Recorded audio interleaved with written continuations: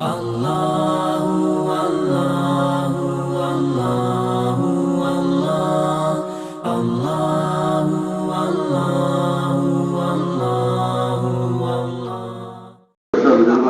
یہ سمجھتے ہیں کہ بیماریوں سے پیدا ہوتی ہیں، حالانکہ میں آپ سے قسم کھا کر کہہ سکتا ہوں کہ بیماریاں سب سے زیادہ گناہوں سے پیدا ہوتی ہیں، اس لیے کہ بیماری اتنا متعدی نہیں جتنا منکرات متعدی ہیں۔ انسان کا جسم اس کی روح کے لیے پنجرے کی طرح ہے، انسان کا جسم اس کی روح کے لیے پنجرے کی طرح ہے، اور روح وہ پرندے کی طرح ہے۔ انسان کا جسم پنجرے کی طرح ہے اور اس کے اندر جو روح ہے وہ روح پرندے کی طرح ہے۔ جب اس پرندے کو دانہ کھانا نہیں ملتا اور اس پرندے کو پانی وقت پر نہیں ملتا اور یہ پرندہ اندر بھوکا رہ کر بے چین ہوتا ہے اور اس کی غذا نہیں ملتی تو یہ اندر تڑپتا ہے۔ اس کے تڑپنے سے جسم کے اندر بیماریاں پیدا ہوتی ہیں، جس طرح ایک پرندے کے تڑپنے کی وجہ سے پنجرے کے اندر اضطراب اور اس کی اندر بے چینی پیدا ہوگی، اسی طرح روح تڑپتی ہے انسان کے جسم میں، اس لیے کہ روح آئی ہے اللہ کی طرف سے، وہ وہاں سے اپنی غذا لے کر آئی ہے۔ روح کی غذا کھانا پینا پھل فروٹ یہ چیزیں روح کی غذا ہرگز نہیں ہے۔ روح ان ساری غذاؤں سے بہت دور اور بہت پاک ہے۔ روح اللہ کا امر ہے، اللہ کی طرف سے آئی ہے، فرشتہ روح کو لے کر آیا ہے۔ جس دنیا کی جتنی بھی چیزیں ہیں ان سے روح کا قطعاً کوئی تعلق نہیں ہے، اس لیے کہ روح تو آسمانوں سے اور سب سے اوپر سے اللہ کے امر سے آئی ہے۔ انسان کا جسم وہ زمین سے بنا ہے، مٹی سے بنا ہے، مٹی کے اندر جتنی بھی چیزیں ہیں وہ سب انسان کا جسم چاہتا ہے۔ جسم چاہتا ہے کہ اس میں کیلشیم ہو، اس میں لوہا ہو، اس میں تانبا ہو، اس میں سونا چاندی ہو، اس میں نمک اور شکر ہو، جتنی بھی زمین کے اندر کی چیزیں ہیں جسم میں اگر وہ کم ہو جاتی ہیں تو پھر آپ جانتے ہیں کہ انسان کا جسم کمزور، اور بعض مرتبہ شوگر کے کم ہو جانے سے آدمی کو ہارٹ اٹیک بھی ہو جاتا ہے اور آدمی کے دماغ کی رگ بھی پھٹ جاتی ہے اور کیا کیا ہو جاتا ہے آپ جانتے ہیں۔ شوگر کم ہو جائے تو چکر آ جاتے ہیں، شوگر بڑھ جائے تو کیا حالات ہوتے ہیں۔ صرف پورے بدن کا حال بگڑ جاتا ہے اگر بدن میں ایک چیز کی کمی ہو جائے۔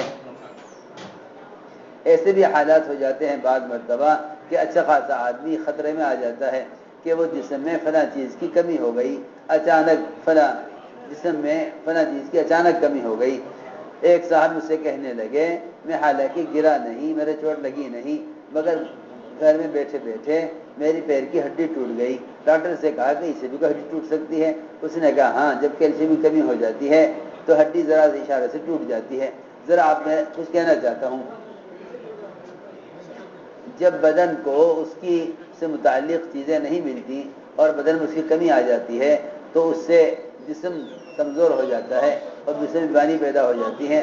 تو اس سے آپ اندازہ کریں روح جو ایک جوہر ہے اور روح جو اللہ کی طرف سے آئی ہے، جب روح کو اس کی غذا نہیں ملے گی تو بیماریوں کی شکل میں یہ روح سڑے گی۔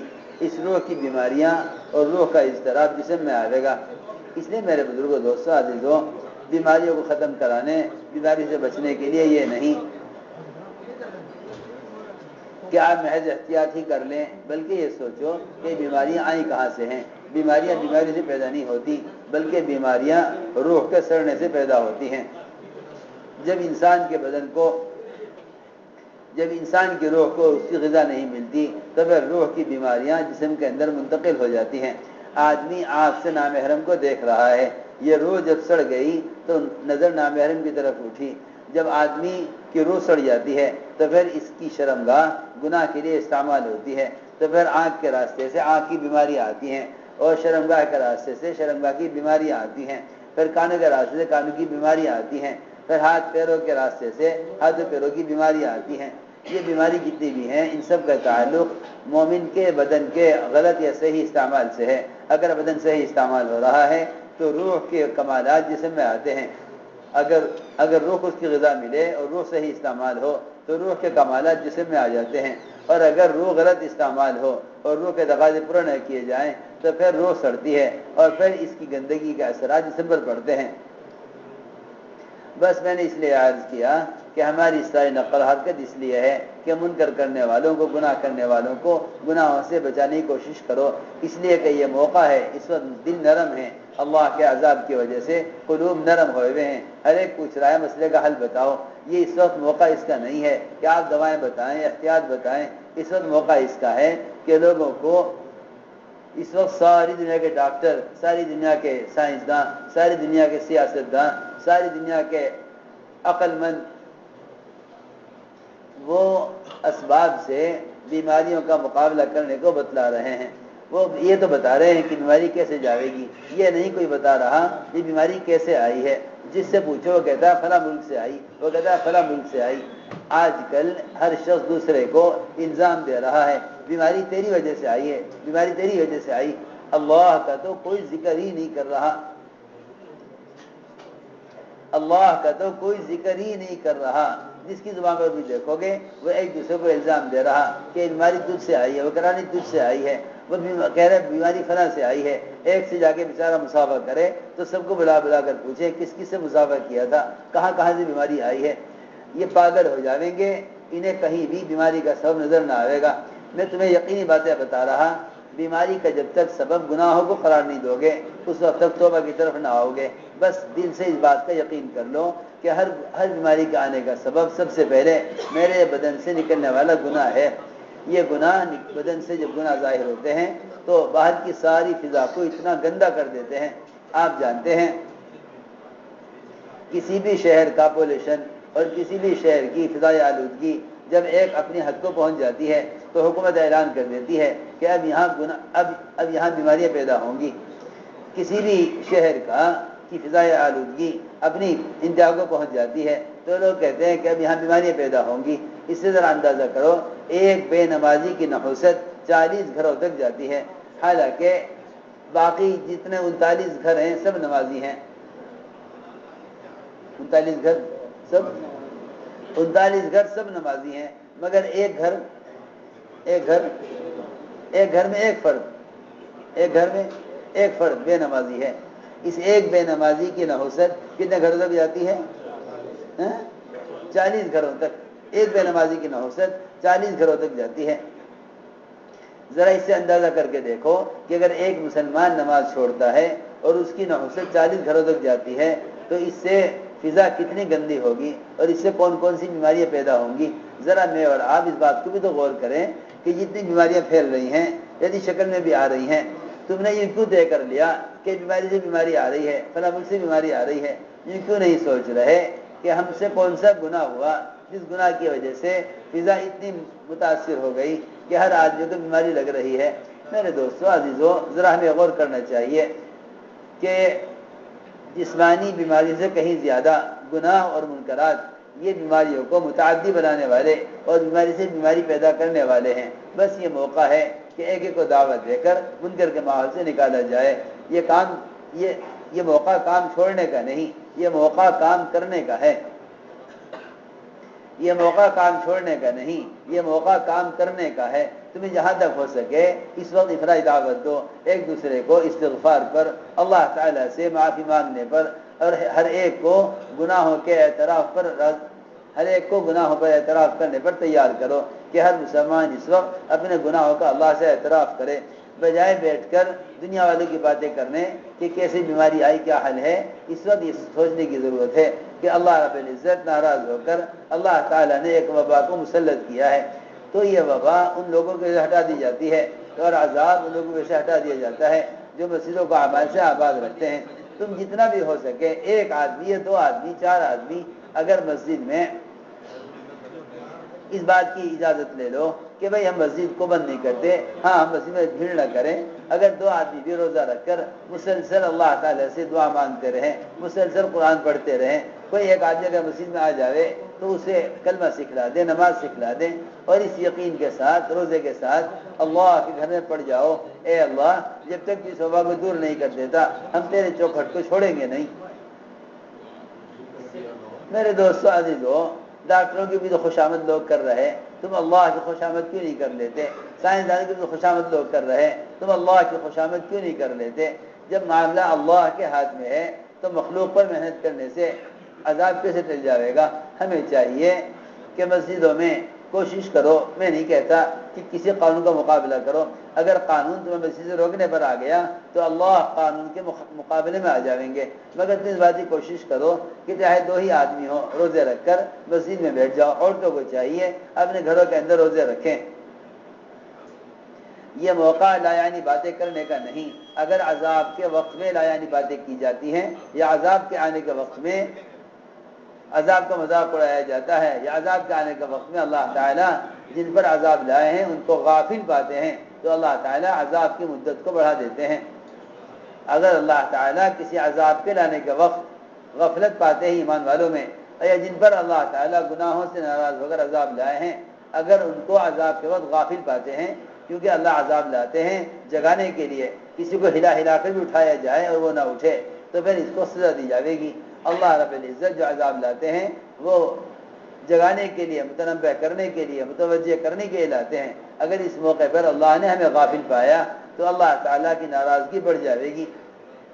یہ موقع ہنسنے ہنسانے کا، یا یہ موقع بیماری پر تبصرے کرنے کا، یا یہ موقع محض اسباب کے تذکرے کرنے کا نہیں ہے۔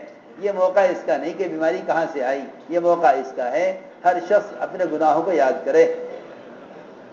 یہ موقع بیماریوں کے آنے کے اسباب تلاش کرنے کا نہیں ہے، اور یہ موقع اسباب پر ریسرچ کرنے کا نہیں، یہ موقع تو اپنے گناہوں کو یاد کرنے کا ہے۔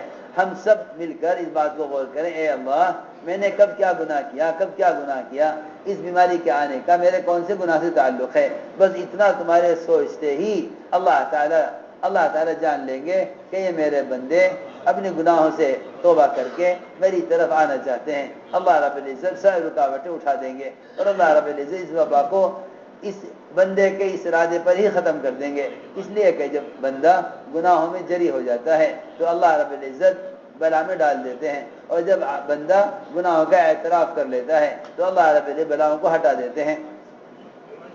اگر صرف 2 آدمی بھی روزہ رکھ کر مسجد میں اعتکاف کر لیں، اگر 2 آدمی بھی روزہ رکھ کر مسجد میں اعتکاف کر لیں، اور میں تو پھر کہتا ہوں تم جتنا جہاں تم جاؤ واپس، یا جسے بھی تمہارا رابطہ ہو ان سے یہ کہہ دو کہ مسجد کے امام صاحب، مؤذن صاحب جو مسجد میں رہتے ہیں، اور ہم یہ بھی کہا گیا کہ بھئی اتنے لوگ مسجد میں نماز پڑھیں کہ جماعت کی نماز ہو جاوے، تو جتنے لوگ مسجد میں ہیں یہ اگر روزے کے ساتھ رہیں، مسلسل اللہ سے معافی مانگتے رہیں اور روزے رکھیں مسجدوں میں، اور قرآن کی تلاوت کرتے رہیں، اور مسجد میں آنے والوں کو کلمہ سکھلاتے رہیں، اور انہیں منکر سے بچاتے رہیں، اور اس وقت اللہ کے عذاب کے اس آنے کو ان کے گناہوں سے جوڑ کر بتلاتے رہیں، تو میں تو سمجھتا ہوں کہ اللہ تعالیٰ اس عمل کے کرنے پر اپنے اس وعدے کو پورا کر دیں گے جس میں فرمایا حضور اکرم صلی اللہ علیہ وسلم نے کہ جو لوگ مسجدوں کو اعمال سے آباد رکھتے ہیں اللہ ان کی وجہ سے وہ عذاب ہٹا دیتے ہیں جس عذاب کا آنا مقدر ہو چکا ہے۔ جو عذاب اللہ کے یہاں سے آ چکا ہے، اس کے آنے کا فیصلہ ہو چکا ہے، اس عذاب کی بھی اللہ ہٹا دیتے ہیں مسجد کو اعمال سے آباد کرنے والوں کی وجہ سے۔ تم اس وقت یہ مت سوچنا کہ یہ مسجدوں کو چھوڑنے کا وقت ہے، مسجدوں کو چھوڑو گے جو عذاب مسجدوں کو چھوڑنے کی وجہ سے آیا ہے وہ عذاب مسجدوں کو چھوڑنے سے ختم نہ ہوگا، جو عذاب مسجدوں کو چھوڑنے کی وجہ سے آیا ہے وہ عذاب مسجدوں کو چھوڑنے کی وجہ سے ہٹے گا نہیں۔ یہ موقع اس کا ہے کہ تم روزے رکھو، عورتیں گھروں میں روزے رکھیں، تم سارے مسجد کے ائمہ سے، مؤذنین سے، مسجد کے خادموں سے کہو کہ تم تو مسجد میں رہتے ہو نا، بس تم مسجد میں روزے سے رہو، تم تو ایسے لگ جاؤ اللہ کی خوشامد میں کہ صبح سے لے کے شام تک ہی سارے مسئلے کو حل کرا دو۔ دیکھو تو صحیح، اس وقت تو ساری دنیا میں بخار کی آگ پھیلی ہوئی، مدینہ منورہ میں پہاڑ سے آگ نکلی جو سارے مدینے کو جلا کر ختم کر دیتی۔ عمر رضی اللہ تعالیٰ عنہ سیدھے مسجد میں گئے، یہ نہ معلوم کرایا کہ اس وقت آگ کو بجھانے کے لیے کون سا سبب ہو سکتا ہے، یہ نہ معلوم کرایا کہ اس وقت آگ کو بجھانے کے لیے کیا ترکیب استعمال کی جائے، نہ پانی کی طرف گئے نہ مٹی کی طرف گئے۔ حضرت عمر رضی اللہ تعالیٰ عنہ فوراً مسیح کی طرف گئے، وہاں تمہیں داری نماز پڑھ رہے تھے، فرمایا تمیم یہ آگ نکلی ہے، تمہاری ذمہ ہے کہ اس آگ کو سمیٹ کر پہاڑ میں داخل کر کے آؤ۔ میں تم سے یقین سے کہتا ہوں اگر اس وقت مسلمان اعتکاف کر لے مسجد میں روزے کے ساتھ تو یہ اس ساری بخار کی آگ کو ساری دنیا سے مسجد میں بیٹھا بیٹھا ایسا سمیٹ دے گا۔ یہ تمیم دار رضی اللہ تعالیٰ عنہ سن 9 ہجری کے نائب مسلمان وہ آگ کو سمیٹ کر پہاڑ کے اندر تک لے گئے۔ عمر رضی اللہ عنہ پیچھے پیچھے گئے کہ یہ آگ کو کہاں تک لے کے جاتا ہے۔ میرے دوستوں عزیزوں، بس کیا بتاؤں، جتنا زمانہ نبوت سے دور جا رہا ہے اتنا ہی اسباب کی طرف جا رہا، جتنا زمانہ نبوت سے دور جا رہا ہے اتنا ہی اسباب کے قریب ہو رہا، جتنا زمانہ نبوت سے دور جا رہا اتنا یقینی اعمال سے دور جا رہا ہے۔ ہماری اس وقت سب سے اہم کوشش اس بات کی ہے کہ ہم ہر امتی کو یہ بتلائیں کہ دور صحابہ میں جب بھی اس طرح کی وبائیں آئیں، حضور اکرم صلی اللہ علیہ وسلم نے مدینے میں بخار آ گیا، مدینے میں بخار آ گیا، سارا مدینہ منورہ بخار کی لپیٹ میں آ گیا، سارا مدینہ منورہ بخار کی لپیٹ میں آ گیا۔ یہ نہیں اطباء سے پوچھو کیا کریں، یہ نہیں کہ سائنسدانوں سے پوچھو کیا کریں، یہ نہیں کہ بیٹھ کے غور کرو کہ بخار کہاں سے آیا۔ جو یوں جانتے تھے کہ بخار اللہ کی طرف سے آیا ہے وہ قدم اللہ کی طرف اٹھایا کرتے تھے۔ حضور اکرم صلی اللہ علیہ وسلم نے دعا کی، اے اللہ اس بخار کو یہاں سے نکال کر، مدینے سے نکال کر اس بخار کو جحفہ پہنچا دے۔ بخار کو کہاں؟ جحفہ پہنچا دے۔ سب نے دیکھ لیا آپ کی دعا پر، آپ کی دعا پر دیکھ لیا کہ ایک سیاہ رنگ کی عورت، کالے رنگ کی، اس کے بال خوب بکھرے ہوئے، بالکل پاگل اور مجنون عورت، سیاہ رنگ کی، انتہائی وحشتناک، بال اس کے بکھرے ہوئے، وہ مدینے سے نکلی، وہ مدینے سے نکلی اور جحفہ کی طرف سے نکلی۔ میں دیکھو یہ بخار نکل گیا، یہ جا رہا، یہ بخار یہ نکل، یہ جا رہا بخار۔ آپ نے اللہ، اے اللہ اسے بخار کو یہاں سے نکال کر جحفہ پہنچا دے۔ میں کہنا چاہتا ہوں اتنا آسان تھا مسجدوں سے مسائل کا حل کرانا۔ جن مسجدوں سے مسئلے حل ہوتے تھے آج مسلمان کہتا ہے مسجد سے مسئلہ حل نہ ہوگا۔ کتنی محرومی کی بات ہے، اور ہمیں اس پر اللہ تعالیٰ کے ضابطوں سے، اس کے وعدوں سے کتنے دور ہو جائیں گے ہم۔ اگر خدا نہ کرے، اللہ نہ کرے، کسی مسلمان کو اس کا شبہ بھی آ گیا اور دل میں اس کا خیال بھی آ گیا نا کہ مسجد سے بیماری بڑھ جائے گی، اگر خیال بھی اس کا آ گیا، اللہ تعالی ہماری بدگمانی کے مطابق وہ کریں گے جو ہم اللہ کے ساتھ بدگمانی کریں گے۔ یہ موقع اس کا نہیں ہے، یہ موقع اس کا ہے، اے اللہ تو نے دور نبوت میں جس طرح ہر آنے والی بلا کو اعمال مسجد سے ختم کیا ہے، آج بھی تو ساری دنیا کے مسلمانوں کو، ساری دنیا کے ڈاکٹروں کو، ساری دنیا کے سائنسدانوں کو، ساری دنیا کے علاج معالجہ کرنے والوں کو اور ساری دنیا کی ریسرچ کرنے والوں کے دل میں اے اللہ اس بات کا یقین ڈال دے کہ اعمال مسجد سے ہی وبائیں دور ہوں گی۔ یہ بھی دعا مانگو، کیونکہ مجھے یوں ڈر لگ رہا کہ کہیں یہ آنے والا عذاب اور یہ فتنہ عمل کرنے والوں کو فتنے میں نہ ڈال دے۔ جو عمل کرنے والے نہیں ہیں وہ تو ہیں فتنے میں، جو عمل کرنے والے ہیں وہ کہیں فتنے میں نہ پڑ جائیں کہ اب مسجد سے مسئلہ حل نہ ہوگا۔ اس وقت اللہ تعالی سب پر یہ وبا لا کر دیکھنا چاہتے ہیں کہ اس وقت مسلمان کا میرے ساتھ کیا گمان ہے۔ اس وقت ہمیں سب کو چاہیے ہم اللہ تعالیٰ کے ساتھ وہ گمان کریں جو گمان ابو درداء رضی اللہ تعالیٰ عنہ کا اس آدمی کی خبر پر تھا جس نے آ کر کہا کہ آپ کا مکان جل رہا ہے۔ وہ کہتے رہے نہیں میرا مکان نہیں جل سکتا، میں نے دعا پڑھی ہوئی ہے، میرا مکان نہیں جل، میں نے دعا، تم اگر یوں کہو مجھے بیماری لگ نہیں سکتی، میں نے دعا پڑھی ہوئی ہے، تم یہ کیوں کہہ رہے کہ اس سے نہ ملے بیماری، اس سے نہ ملے بیمار ہو جاؤ گے، اس سے نہ ملے بیمار ہو جاؤ گے، ہائے تم یہ کیوں کہہ رہے، یہ کیوں نہیں کہتے میں نے یہ دعا پڑھ لی میں بیمار نہیں ہوں گا۔ اللہ تعالیٰ دیکھ لیں گے کہ اس نے دعا پڑھ کر میری ذات میں بھروسہ کر لیا، اللہ تعالیٰ تمہیں بیماروں کے درمیان رکھ کر ہی محفوظ رکھیں گے۔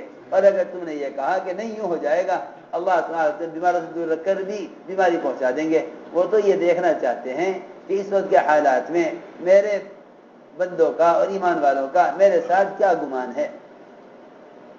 ہائے میں کیا بتاؤں، جتنے بھی توہمات ہیں ان توہمات میں ہمارا یقین محدود ہو کر رہ گیا۔ حدیث میں آتا ہے کہ کبھی بھی یقین کو شک میں بدلنے مت دینا، کبھی بھی یقین کو شک میں داخل نہ ہونے دینا۔ کیونکہ اپنے یقین کو یقین رکھو. جب تمہارے یقین میں شک داخل ہو جائے گا تو پھر تمہارے ساتھ وہ معاملہ ہوگا جس کا تمہیں شک ہوگا. ہاں میں تو پہلے ہی کہہ رہا تھا یوں ہوگا, ہاں میں تو پہلے ہی سوچ رہا تھا یوں ہوگا. ارے تم کیوں کہو, ہوگا دیکھی جائے گی. یوں کہو کہ اللہ تعالیٰ میرے ساتھ ایسا نہیں کریں گے. جتنے دنیا والے کہ یوں ہوگا, تم جواب میں کہو نہیں, جو اللہ چاہیں گے وہ ہوگا. جب بھی کوئی یہ کہے نا یوں ہوگا, تم فوراً دل سے کہو, زبان سے نہیں, جو اللہ چاہیں گے وہ ہوگا. یہ وقت اللہ کی وحدانیت کے بیان کرنے کا ہے. بخار کے منتقل ہونے کے اسباب کے بیان کرنے کا وقت نہیں ہے. یہ وقت اللہ کی وحدانیت کو بیان کرنے کا وقت ہے. جب تم سے کوئی یہ کہے کہ یوں ہوگا, جو کو نہیں, جو اللہ چاہیں گے وہ ہوگا. اور ہوگا کیوں؟ جب میں نے صبح دعا پڑھ لی تو اللہ تعالیٰ میری دعا کے مطابق فیصلہ کریں گے نا. اللہ تعالیٰ نظام عالم کے اعتبار سے فیصلہ کیوں کریں گے؟ اللہ تعالیٰ اسباب کے اعتبار سے فیصلہ کیوں کریں گے؟ اللہ جو فیصلہ کریں گے وہ تو میری دعا کے اعتبار سے کریں گے نا. سوچو تو صحیح, تم سے کوئی آدمی وعدہ کر لے, تم مطمئن ہو جاتے ہو کہ جی وہ ڈی ایس پی نے وعدہ کر لیا ہے, اور جی وہ ایک جرم ہو گیا تھا, اس پہ جیل ہو گئی تھی, فلاں کی ضمانت پر چھوٹ گیا ہوں. کتنے مطمئن ہو جاتے ہو. جتنے مجرم ہیں سینہ تان کے پھرتے ہیں کہ فلاں کی ضمانت پر چھوٹ کر آ گیا ہوں, وہ کچھ نہیں کر سکتا. دیکھو تو صحیح, جب اللہ ضمانت لے لیں کسی کام کی تو پھر مسلمان کو کتنا اطمینان ہونا چاہیے. جب اللہ ضمانت لے لیں, اللہ ضمانت لے رہے ہیں کہ جو میرے گھر میں آئے گا وہ میرا مہمان ہے, میں اس کو راحتیں دوں گا, اس کو سکون دوں گا, میں اس پر رحمت نازل کروں گا, میں اس سے راضی رہوں گا, میں اسے پلسرا سے تیزی سے گزاروں گا. اور اتنا ہی نہیں, اگر یہ اپنے کسی ذاتی کام سے مسیح سے باہر نکلیں گے تو اللہ تعالیٰ فرماتے ہیں کہ میں فرشتوں کو ان کے دنیاوی کاموں میں ان کا مددگار بنا دوں گا. میں تو یوں سوچ رہا کہ ہمیں حالات نے اللہ سے بدگمان کیوں کر دیا. بس یاد رکھو, جو بھی حالات میں اسباب کو سوچے گا وہ دعاؤں سے دور ہوتا چلا جائے گا. جو بھی حالات میں اسباب کو سوچے گا وہ عمل سے دور ہوتا چلا جائے گا. یہ وقت تو عمل پر جمنے کا اور یہ وقت اللہ تعالیٰ کو منانے کا ہے. بس تم جتنے واپس جا رہے ہو, تم واپس جاؤ اپنے علاقوں میں اور یہ طے کر لو, جا کر مشورہ کر لو ہر جگہ جا کر, اور ہر جگہ والوں کو ہمارا پیغام پہنچا دو کہ کوشش کریں 2 آدمی 3 آدمی مسجد میں مستقل قیام کریں. تم گھر بھی تو پڑے ہوئے ہو, یوں کہو گے کہ تجارتیں کیا ہوگا, دکانیں بند, تو ملازمت کا کیا ہوگا, دفاتر بند. تو بجائے عورتوں کی طرح گھر میں پڑھنے کے کہاں پڑھ جاؤ, مسجد میں پڑھ جاؤ. میں نہیں کہتا تم مسجد کو بھیڑ کرو, ٹھیک ہے, تم مسجد کو یہ سوچ کر مت چھوڑنا کہ اس سے بخار آ جائے گا. یوں سوچ کر اگر کہ بھائی قانون ہے, چلو بھائی قانون کا مقابلہ نہیں کرتے, یہ مت کہنا مسجد میں آؤں گا تو بخار ہو جائے گا. ہائے, لوگ تو اسپتال جا رہے ہیں علاج کے لیے اور تم یہ کہہ رہے مسجد آؤں گا تو بخار ہو جائے گا. اللہ کے گھر سے تو بخار ہوگا اور اسپتالوں سے علاج ہوگا. کتنی الٹی بات ہے, کتنی الٹی سوچو تو صحیح. مسجد میں آؤں گا تو بخار ہوگا, اسپتال جاؤں گا تو علاج ہوگا. کتنی الٹی سوچ ہے. نہیں, میں کہتا ہوں تم قانون کی خلاف ورزی مت کرنا, کیونکہ اگر قانون تمہیں عمل سے روکے گا نا تو پھر ذمہ داری تم پر نہیں ہوگی, ذمہ داری تم پر نہیں ہوگی. اور اگر تم نے یہ کہہ دیا کہ مسجد جاؤں گا تو بیمار ہو جاؤں گا, اللہ تعالیٰ کتنے ناراض ہوں گے. میری بات سے تم جواب دو سب مل کے. اگر آج کوئی یہ کہے کہ میں اسپتال نہیں جاؤں گا علاج کے لیے تو بتاؤ حکومت ناراض ہوگی؟ بولو تو صحیح. ارے کیا بات کر رہے ہیں. اگر تم یہ کہتے میں علاج کے اسپتال نہیں جاتا تو حکومت ناراض ہوگی نہیں؟ وہ ناراض ہوگی, تمہیں پر مقدمہ کر دے گی, تمہیں جیل کر دے گی, پتہ نہیں کیا کیا مشکلات پیش آ جائیں گی. جو ہو رہا تم دیکھ رہے. اور اگر یہ کہہ دو کہ نہیں مسجد نہیں جاتا بیماری بڑھ جائے گی تو اللہ کتنے ناراض ہوں گے؟ سوچو تو صحیح میں کیا کہہ رہا. ان مخلوق کے ہاتھ میں، ان ڈاکٹروں کے ہاتھ میں تھوڑے سے اسباب آ گئے. تم یوں کہو گے اگر میں اسپتال میں گیا تو حکومت ناراض ہو جائے گی، جرمانہ لگا دے گی. اور سوچو اللہ رب العزت جن کے ہاتھ میں شفا ہے، جن کے ہاتھ میں ساری بیماریاں ان کے قبضے میں ہیں، اگر یہ مسجد نہیں جاتا بیمار ہو جاؤں گا، تو بتاؤ اللہ تعالیٰ کتنے ناراض ہوں گے کہ میرے گھر میں آنے سے تو بیماری کا خطرہ ہو رہا ہے اس کو، اور اسپتال جانے سے صحت کی امید ہو رہی. میں کچھ کہہ رہا، میں نہیں کہتا تم مسجد میں بھیڑ کرو، تمہیں چاہے تو آدمی 4 آدمی مسجد میں پڑ جاؤ. اے اللہ جب تک تو اس بلا کو ہٹا نہیں دیتا میں تمہیں کیا بتاؤں. تم سارے کے سارے اس انتظار میں ہو کہ جب حکومت کہہ دے گی کہ چلو جی پابندی ختم ہو جائے گی، جب ڈاکٹر کہہ دیں گے کہ پابندی ختم ہو جائے گی. کیوں نہیں سوچتے کہ اگر میں اللہ سے مانگتا رہا تو اللہ جب چاہیں گے اٹھا دیں گے. اللہ ہی تو لائے نا جو کچھ لائے. اگر تمہارا خیال یہ ہے اللہ نہیں لائے تو تمہیں کیوں خیال آئے گا کہ اللہ لے جائے؟ کیوں خیال آئے گا کہ اللہ اس کو لے جائے جب تمہارا خیال ہی نہیں کہ اس کو اللہ لائے ہیں؟ میں نہیں کہتا کہ تم کسی قانون کی خلاف ورزی کرو، ٹھیک ہے، جو ہدایات دی جا رہی ہیں علماء کی طرف سے اللہ جزائے خیر دے ان کو، حکام کی طرف سے سب فکر میں لگے ہوئے ہیں. لیکن میں پھر بھی یہ کہوں گا کہ تم دل سے یہ مت کہنا کہ مسیح جان سے بیمار ہو جاؤں گا. یہ اللہ تعالیٰ کے ضابطے کے خلاف ہوگا، کیونکہ دور نبوت میں ہر بلا کا مقابلہ کہاں سے کیا گیا؟ مسیح سے.